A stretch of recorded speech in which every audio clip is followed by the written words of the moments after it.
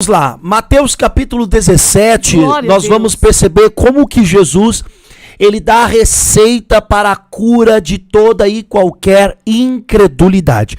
Entenda o seguinte, a fé é algo que agrada a Deus. É interessante porque sem fé, a Bíblia diz que é impossível agradar a Deus. Olha, eu posso ser um homem rico, você pode ter muito dinheiro e doar todos os seus bens ao sustento dos pobres. E isso não agrada totalmente o coração de Deus. Você pode ser um grande pregador, ganhar o mundo inteiro, correr até o risco de perder a sua alma. Ganhar o mundo inteiro também não agrada o coração de Deus. A Bíblia, ela é clara em dizer o que agrada o coração de Deus é a fé, pois sem fé é impossível agradar o coração de Deus. A incredulidade que está no coração de cada homem, de cada mulher, é algo que até incomoda. Eu posso assim dizer, vou trazer aqui no texto de Mateus capítulo 17, algo que até mesmo incomoda Jesus. Mateus capítulo 17, versículo 14, diz que Jesus estava descendo, né, do monte, e uma multidão passa a encontrar Jesus, né, ele está descendo já com um povo, uma multidão encontra ele no pé do monte, e se achega a ele um pai de um garoto que era epilético, de um jovem epilético, e este pai, ele diz para Jesus: mestre, eu peço que tu tenhas piedade de mim e cure o meu filho, porque esse meu filho, ele sofre com este mal, com esta doença, e muitas das vezes ele é lançado no fogo, muitas tantas outras vezes também é lançado na água, se derruba e começa a entrar em convulsão. E eu levei o meu filho para os teus discípulos, mas eles não puderam curá-lo. É interessante porque no versículo 17, Mateus 17, diz o seguinte: Jesus exclamou: ó geração incrédula e perversa, até quando estarei com vocês? Até quando terei que suportá-los? Olha, ouvir isso da boca de Jesus é surpreendente. Por quê? Porque Jesus tem o amor do Pai. E o amor de Deus não tem limite. O amor de Deus não tem um limite de peso, de altura, de extensura, de largura, de comprimento, não. Ele é infinito.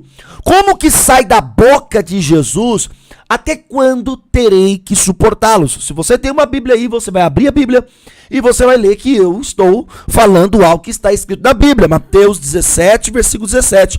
Glória a Deus. Ó geração incrédula e perversa, até quando estarei com vocês? Até quando terei que suportá-los? Ou seja, a incredulidade, pastora, ela é algo terrível. Por quê? Porque ela é algo que irrita ou traz desconforto até mesmo para Jesus. Por quê? Porque Jesus, sendo filho de Deus, ele quer que todos nós agrademos a Deus. Meu Deus. E sem fé é Aleluia. Impossível agradar a Deus. Verdade. Aliás, a ausência da fé é a presença da incredulidade. Deus, É impossível que essas duas morem dentro do seu coração ao mesmo tempo. Ou no teu coração tem fé, ou no teu coração tem incredulidade. As duas são impossíveis de haver ou de fazer morada dentro do teu ser. Jesus diz para aqueles discípulos: tragam-me. Jesus fala para o pai: tragam-me aqui esta criança, tragam-me aqui este jovem. Quando leva o jovem para Jesus, Jesus repreende um demônio. Meu Deus, é verdade. É interessante porque o pai daquele garoto, ele pensava que o filho sofria apenas com epilepsia. Epilepsia. Ou seja, mas não. Aquela doença não era de ordem física, não era de ordem natural, era de ordem espiritual. Todos nós sabemos que na época de Jesus não havia medicina como nós conhecemos hoje. Sim. Não havia exames, radiografia, não havia raio-x, não havia exame de sangue. Então, eu quero que você entenda que se fosse no caso de hoje, esse jovem sofrendo com essa possessão demoníaca, que estava trazendo uma doença para ele hoje, todos os exames dos médicos não iriam detectar qual seria o problema. Sim. Saberiam que aquele jovem entraria em convulsão, saberia que aquele jovem se cairia no chão e começaria a convulsionar. Porém, os exames não constariam nada. Por quê? Verdade. Porque não eram por ordem física aquela doença, mas por ordem espiritual. Havia uma entidade demoníaca na vida daquele jovem que estava trazendo aquela doença. Meu Deus! Mas o assunto é sobre incredulidade. Sim. E Jesus, ele simplesmente repreende o demônio. Verdade, E diz para o demônio: saia deste jovem e nunca mais volte para dentro dele. Imediatamente, revoltando-se, o texto lá em Marcos, a mesma história contada no livro de Marcos, capítulo 9, diz que o demônio saiu com fúria, se revoltando, reclamando, gritando, e saiu. Mas saiu. Teve que obedecer a palavra, Deus. De Jesus. Glória Saiu. a Deus. Quando Jesus se afasta e está em outro local, depois dessa situação, os seus discípulos chegam para o mestre e o perguntam o que está escrito no versículo 19. Então os discípulos, aproximando-se de Jesus, perguntaram em particular: por que motivo nós não podemos expulsá-lo? Olha que interessante. Os discípulos, pastora, Sim. tentaram expulsar aquele demônio. Tentaram, mas não conseguiram. Ou curar aquela enfermidade. Sim. Parece que os discípulos já entendiam que era uma possessão demoníaca. Sim. Porque essa epilepsia lançava esse jovem na água tentando matá-lo ou no fogo. Então, verdade. os discípulos tinham uma visão espiritual. Sim. Tinham um discernimento espiritual. Sim. Outra coisa, em outras passagens anteriores, Jesus também já havia Meu Deus. ortogado poder espiritual para os discípulos. Meu Deus. Tanto que houve ocasiões onde eles saíram, os 12, expulsaram e curaram em nome de Jesus e voltaram todos alegres. Verdade. Glória a Deus. Mas especificamente neste dia, os discípulos não conseguiram expulsar. E olha, é notório como que esse fracasso espiritual incomodou os discípulos. Eles talvez todo desanimados chegam para Jesus: mestre, por que nós não pudemos expulsar? Ou seja, é como se os discípulos, nessa frase, eles estivessem falando assim: nós já expulsamos tantos outros. Se sentiram impotentes, né? Já curamos tantos outros. Sim. Nós já determinamos em teu nome e aconteceu. O Senhor é prova disso. E agora o que mudou? Será que Deus não quer? É claro que Deus quer que esse jovem seja curado. Aleluia. Será que o nome de Jesus perdeu o poder? É claro que não perdeu o poder. Glória a Deus. Nessa frase: mestre, por que nós não pudemos expulsá-lo? Jesus responde: por causa da pequenez da fé. Por causa da pequenez da fé que vocês têm. Pois em verdade vos digo que, se tiverem fé como um grão de mostarda, dirão a este monte: mude-se daqui para lá, e ele se mudará, nada lhe será impossível. Ou seja, Jesus dá um diagnóstico espiritual para os discípulos. Ele não diz para eles: olha, vocês não têm fé. Ele diz: a fé de vocês é pequena. Demais. A fé de vocês é pequena para este caso. Meu Deus. Ô, papai. Aleluia. Então presta atenção numa coisa. Glória a Deus. Os discípulos não estavam sem fé. Aleluia. Eles tinham uma fé pequena. A fé dos discípulos era pequena. Não para expulsar demônios, porque eles já haviam expulsado. Não para curar enfermos, porque eles já haviam curado enfermos. Deus, aleluia. Mas naquele caso específico, Jesus, mais adiante, vai revelar que não era um simples demônio. Era uma casta de demônio. Meu Deus. Uma quantidade de demônio a mais na vida e no corpo de uma pessoa só. Verdade.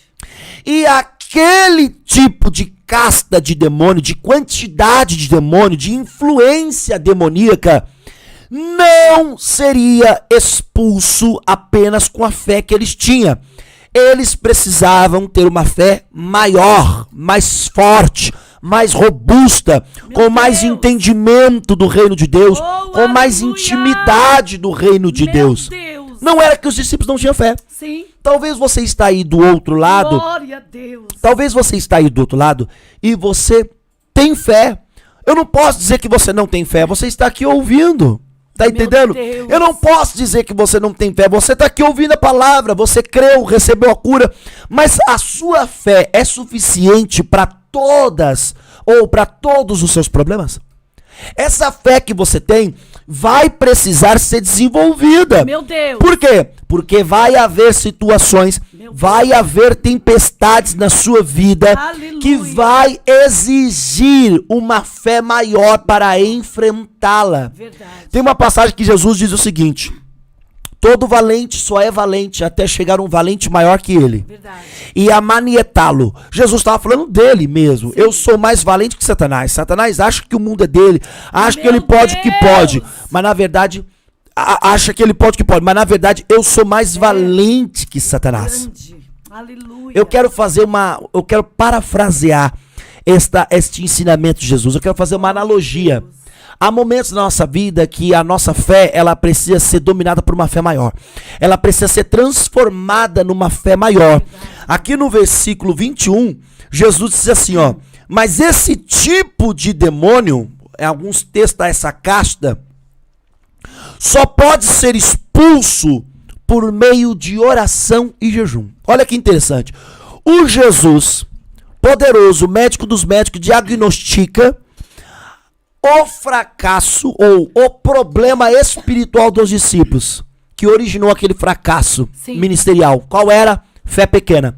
E o mesmo que diagnosticou é o mesmo médico que deu a receita. Verdade. Para curar a incredulidade. Meu Deus, que coisa linda. E ele diz: aí esse problema aí, você precisa desenvolver tua fé. Jesus, como é que eu desenvolvo a minha fé? Orando e jejuando. Eita, papai. Por que orando? Porque na oração nós não apenas pedimos a Deus, mas passamos a entender, ou seja, a receber a mente de Deus.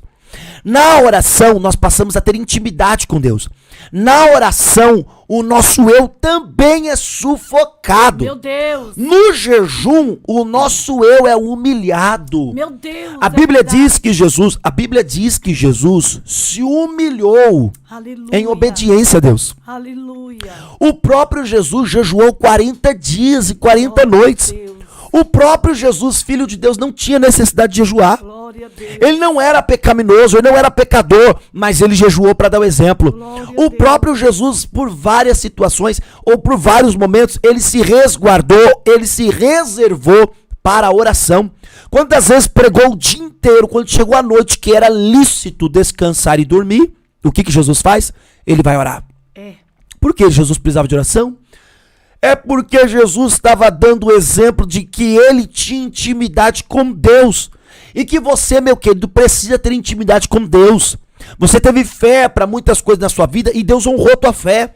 E você tem agradado a Deus, mas é preciso agradar a Deus em níveis maiores. Glória a Deus. Haverá tempestades na sua vida, haverá gigantes na sua vida, haverá cova de leões, haverá Deus. fornalha de fogo ardente, que a tua fé precisa ser muito maior do que a fé que você tem hoje. Oh, aleluia.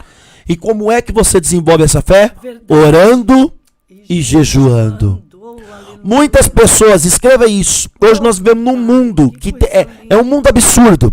Que nós vivemos num mundo onde você ouve a boca de certos crentes dizendo o seguinte: para que orar tanto? Meu Deus, Isso é coisa de religioso. Para que jejuar tanto? Meu querido, todos nós temos o ego, o superego e o id. E o id, né? Id, né? Id.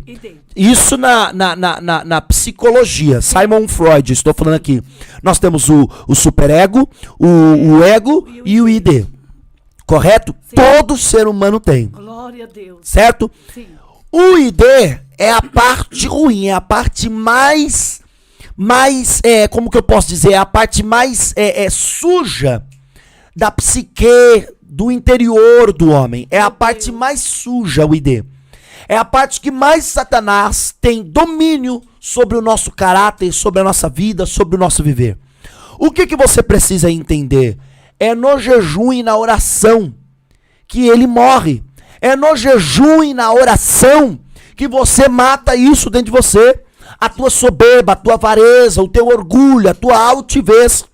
É na oração e no jejum que você passa a abandonar certos desejos. É na oração e no jejum que muitos desejos seus são transformados. Meu Deus, é verdade. Por isso que Jesus deu exemplo dizendo, verdade, essa pai. casta de demônio, esse tipo de demônio só é expulso com jejum e oração. Oh, aleluia. Ou seja, Jesus está dizendo que, olha, vai ter que ficar 3 horas orando pelo demônio, ou orando pela pessoa para que o demônio saia? Não. Jesus está dizendo, você precisa ter uma vida de oração a mais. Oh, aleluia. Você precisa ter uma vida de se abster de certas papai. coisas. Verdade. E presta atenção no que eu estou dizendo. Deus, lá Se abster de certas coisas que muitas das vezes até são lícitas. Oh, papai, é verdade. São lícitas. Por que eu digo isso para você?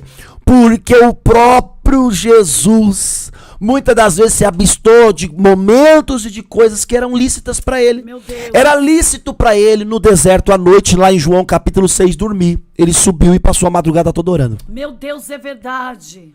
Não significa que Jesus não dormia. Significa que Jesus naquela noite se absteve de uma coisa que não era pecaminosa, não era proibida, era lícito, mas ele se absteve para quê? Para poder humilhar o teu eu. Meu Quantas Deus. das vezes é o seu direito, você foi para a igreja, você assistiu o culto, você se envolveu, Deus falou com você, você sentiu a presença de Deus. Oh, Quando você aleluia. chegou na sua casa, o Espírito Santo de Deus falou no seu coração, dobra o joelho e ora. Meu Deus, Mas é você verdade. falou, poxa, mas eu já orei, eu já busquei, eu já isso, eu já aquilo. Ou seja, você preferiu manter essa fé do tamanho que tá e não desenvolvê-la. Naquele momento, o Espírito Santo estava querendo encaminhar você para uma intimidade a mais e em particular Aleluia. com o próprio Deus para que a tua fé fosse desenvolvida. Canta lá abaixo. E você não desenvolveu. E quando nós perdemos a oportunidade de desenvolver, é como se nós estivéssemos dizendo assim: olha, eu não quero, pra mim basta isso aqui. Meu Só Deus. que basta pra você, meu querido, em certas situações vai chegar tempestades, vai chegar gigantes que você vai ter que enfrentar. Aliás, eu quero lembrar você que Davi não enfrentou apenas um gigante. Davi enfrentou outros gigantes. Outros gigantes. Lê lá Samuel, a partir do capítulo 1 Meu Samuel, Deus, é a partir do verdade. capítulo 15. Aleluia. Davi- 5 gigantes. Davi enfrentou. Não foi só Golias que Davi teve que O destruir. povo só fala de Golias. É que Golias tem nome. Aliás, não era. E outra, não era só esse gigante Golias que tinha o nome de Golias. Tinha outro gigante que tinha nome de Meu Golias Deus, também. é verdade. Que também foi morto. Ou seja, Davi também teve que enfrentar. Vai aparecer muitos Oh, gigantes. aleluia! Hoje foi a doença no teu filho. Meu Deus! Amanhã é uma porta de emprego. Amanhã é uma crise no casamento. Porque nós estamos no mundo e no mundo tereis muitas aflições. Verdade. Mas tem de bom ânimo. Eita Deus. Por que eu tenho que ter bom ânimo? Porque Jesus venceu. Glória. Ah, mas eu também venci. Meu querido, a questão não é eu vencer. Jesus venceu. Glória. E em Jesus somos mais que vencedores. Pronto. Aleluia. Acabou. Esta casta de demônios só Glória a sai com Deus. jejum e oração. O convite para que haja Oh, cura aleluia. da incredulidade e ela seja removida da tua vida é com oração e jejum. Meu Deus, é verdade. Ore e jejue. É por isso que Satanás investe.